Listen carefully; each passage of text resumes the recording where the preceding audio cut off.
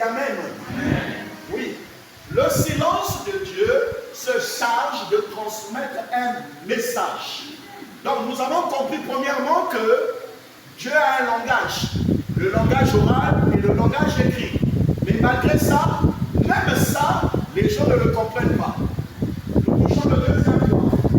Le silence de Dieu est un langage. Mais attention, ce langage-là est un langage audible spirituellement. Je vais aller plus loin. Le silence de Dieu, c'est un langage, mais c'est un langage audible spirituellement. Qu'est-ce que le docteur Oguesen veut dire? Bien aimé, écoutez bien. Lorsque vous écoutez la voix de Dieu, mes bien-aimés, c'est aussi un langage de Dieu. Mais, en ce qui nous concerne, nous, épouses de Christ, mes bien-aimés, c'est vrai que nous écoutons l'oral, nous écoutons l'écrit, mais au-delà de ça, Dieu utilise le langage du silence pour parler à son épouse. Alléluia. Ah, docteur, mais tu veux nous dire quoi encore? Pourquoi Dieu utilise le silence comme moyen, comme langage audible spirituellement? Pourquoi? Eh bien, parce que le silence de Dieu est un langage par excellence. C'est le langage par excellence du couple parfait. Or, dans la foi, ou encore chez les Hébreux, quand on parle du couple parfait, eh bien, on parle du zivouk. Il y a même.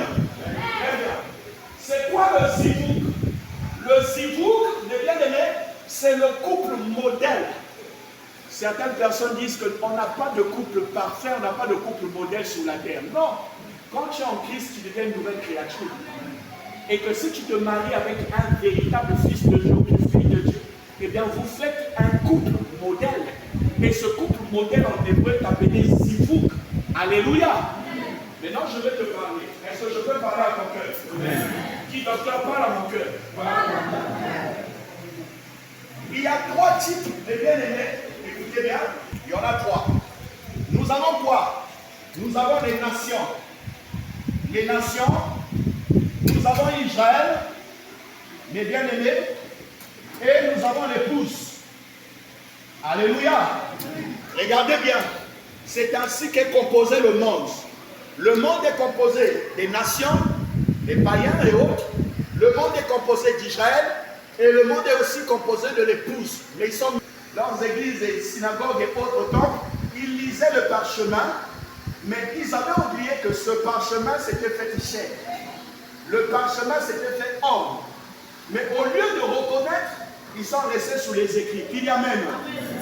Mais nous, épouses, Dieu nous parle par le silence. Alléluia. Amen. Très bien. Pourquoi il nous parle par le silence? C'est afin que ceux qui ne sont pas épouses ne puissent pas écouter la voix de ton époux. Alléluia.